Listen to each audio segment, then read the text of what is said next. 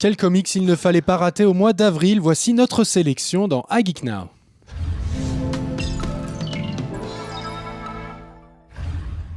Comme chaque mois, on se retrouve avec notre sélection des comics du mois précédent qu'il ne fallait surtout pas rater. Et c'est Sylvain qui vous partage ses titres préférés. Eh bien, on va commencer déjà directement. Sylvain, déjà, comment ça va? Ça va bien. Est-ce que tu as été satisfait côté sortie comics? Ah oui, là, au mois d'avril, effectivement, il y a largement de quoi faire, notamment pour les fans de DC. Et quel comics tu retiens en premier?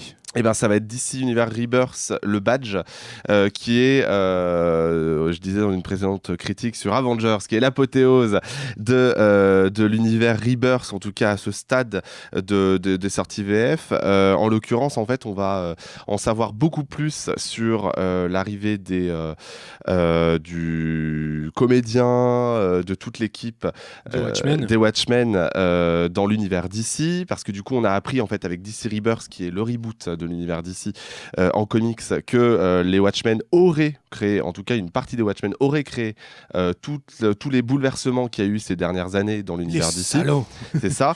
Et on s'était quitté notamment pour l'histoire principale de DC Rebirth sur la découverte par Batman du badge du comédien, ce fameux badge qu'on voit juste derrière nous, qui est emblématique de Watchmen, c'est le logo de Watchmen d'ailleurs.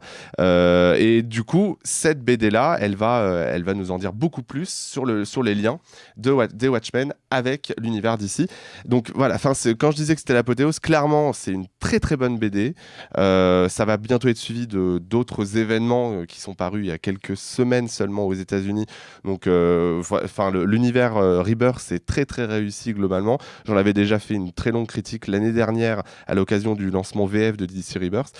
Donc là c'est du tout bon pour les fans ultimes de DC, pour les fans de Batman aussi. C'est juste exceptionnel comme event. Et pour moi qui est par exemple fan de Superman, est-ce que je veux aussi avoir quelque chose à mettre sous la dent? Oui, tu vas en avoir, mais disons que c'est là, il faut avoir lu les précédents véritablement pour voir tout. Pour comprendre tous les tenants et les aboutissants de cet univers dans ce tome-là. Là, c'est vraiment pas c'est pas un truc que je conseillerais à quelqu'un qui n'a jamais lu du Rebirth, typiquement. Et il va y avoir évidemment du Superman, il va y avoir du Flash notamment, mais c'est des points de détail alors que le plus intéressant reste toutes les révélations autour des Watchmen et du badge notamment dans l'univers Rebirth. Pierre, si j'aime les super-héros que tu viens de citer, je peux passer sur ta deuxième sélection, donc Super Sons, toujours chez Urban. C'est ça. Ça me parle, parce que là je vois John Kent. Est-ce qu'on c'est celui justement de Superman? C'est ça. Alors donc c'est le fils de Superman dans l'univers Rebirth, qui en fait va faire équipe avec Damian Wayne, qui est le Robin de Batman Rebirth. On y arrive. En fait, en gros, ces deux personnages, contrairement à Batman et Superman, ils s'entendent pas du tout. Donc ils sont jeunes, c'est des gamins. Je crois qu'ils ont 14-15 ans, me semble-t-il. Ils s'entendent pas du tout. Ils peuvent vraiment pas se piffrer. Mais forcément, il y a une menace qui va qui va les menacer tous les deux, et donc ils vont devoir faire équipe. La menace, c'est Kid Amazo, et forcément, face à Kid Amazo, ils vont devoir se lier pour réussir à vaincre cette menace-là. Ça fait beaucoup de menaces, effectivement. Mais en tout cas, c'est pas le meilleur. J'ai préféré le fils de Superman, qui est sorti l'été dernier, me semble-t-il, parce que du coup, le personnage de John Kent est super intéressant. Là, on va dire que c'est très intéressant à lire, c'est super bien dessiné, mais disons qu'on va plus prendre cette BD comme quelque chose de fun plutôt que comme un truc qui va considérablement changer ta vision du Rebirth, de l'univers Rebirth. En parlant de changement, par contre, l'univers de Batman Metal, alors là, c'est complètement, ça n'a rien à voir avec le Batman qu'on connaît. Exactement. Donc voilà, Batman Metal, le tome 1 vient de sortir chez Urban Comics, encore une fois. Oui, c'est très Urban. Je suis désolé, mais voilà, ce mois-ci, il y a plein de sorties. On a récupéré tes donc, actions d'ailleurs. C'est ça, exactement. Donc j'allais récupérer mon chèque à la compta. En gros, là, ce qui est intéressant, c'est la transformation totale de tout l'univers Batman, parce que forcément, en gros, c'est des créatures très visuellement assez effrayantes. Voilà, visuellement très effrayantes. On le voit pas dans le fond parce qu'il est caché, je crois, de ce côté-là. Mais voilà, visuellement c'est très effrayant, c'est très atypique aussi pour un univers Batman qui viennent de l'anti-multivers, pardon. Wow. Ça devient de plus de plus en plus compliqués les univers, et forcément ça apporte en fait à l'univers du Chevalier Noir un côté très horrifique. Donc c'est réussi dans la première partie, ça allait un petit peu moins sur la fin. Je suis un petit peu déçu, j'aurais préféré peut-être quelque chose de plus surprenant. Après, le récit devient assez convenu dans sa deuxième partie. Pour autant, c'est très plaisant à regarder parce que c'est juste magnifiquement dessiné. Mais voilà, si l'histoire, si vous cherchez pas une histoire hyper originale, ça passe. Et puis de toute façon, c'est pour le plaisir des yeux aussi. Bon, moi j'ai envie quand même de faire exit, de dire exit à Urban Comics et de passer chez Bliss, c'est ça? Bliss Comics. Tout à fait. Qu'est-ce qui ressortent là Alors du coup ils sortent l'intégrale de Bloodshot parce que du coup c'est en prévision du reboot, enfin du coup de ce qu'ils appellent Reborn. C'est un peu l'équivalent du DC Rebirth, sauf que du coup là c'est dans l'univers de Valiant. Le reboot américain, enfin le reboot est sorti aux États-Unis en tout début d'année ou en toute fin d'année dernière. Donc ça arrive enfin en France chez Bliss Comics. Et en attendant, donc ça devrait arriver, je crois, cet été ou d'ici la rentrée pour la totalité de leur licence.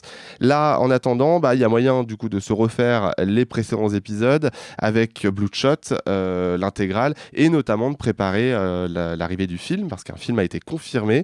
Ça sera Vin Diesel d'ailleurs qui incarnera Bloodshot. Bloodshot, pour rappel, qui est un soldat auquel on a implanté tout un tas de puces, enfin en tout cas des puces vraiment toutes petites, tu vois, de la nanotechnologie pour qu'il ait des super pouvoirs, sauf que ça s'est mal passé, il a oublié tous ses souvenirs et il va devenir un super soldat, et en fait on le reprend quelques années après tout ça, tous ces événements-là, et il cherche à se venger et à avoir des réponses sur son passé notamment, et sur les créateurs des nanotechnologies qu'on lui a insérées.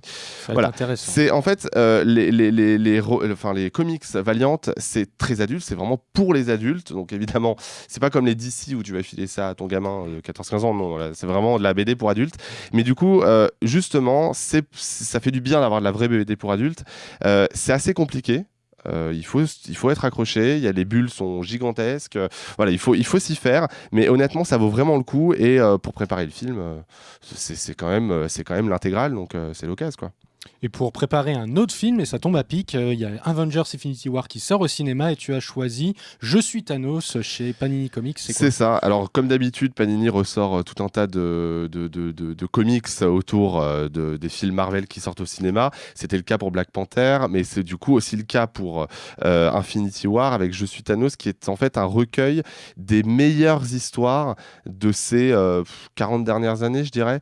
Voilà, donc du coup, il y a tout un tas d'artistes et de scénaristes qui ont collaboré à ce recueil. Ce n'est qu'une réédition, donc évidemment si vous êtes fan de Thanos et que vous avez toutes ces histoires, ça ne sert à rien de l'acheter, on va pas se mentir, mais là ça permet un peu de contextualiser l'un des méchants les plus emblématiques de l'univers Marvel, et de peut-être commencer le film avec un œil un peu plus averti, parce que c'est vrai qu'il n'a pas eu une énorme présentation dans le MCU, donc voilà, ce genre de BD sert à ça.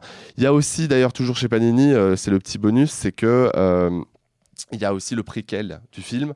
Alors tu me diras, le préquel du film c'est Thor et Black Panther, mais non, vraisemblablement ils ont quand même trouvé quelque chose. Comme d'habitude, c'est pas une histoire de haute volée, mais honnêtement ça passe. Pour les fans vraiment d'Avengers, je pense qu'ils y trouveront leur compte. Sinon, voilà, n'hésitez pas à vous prendre Je suis Thanos, qui est un recueil vraiment de très très bonne qualité. Bon voilà, c'est plutôt une liste sympathique, je trouve, mais elle n'est pas forcément exhaustive. Évidemment. Donc n'hésitez pas à partager les titres que vous avez appréciés au mois d'avril dans les commentaires sous la vidéo. On en parlera peut-être sur IGN France, puis nous on vous dit à très vite pour d'autres avis, d'autres critiques. Ciao. Salut.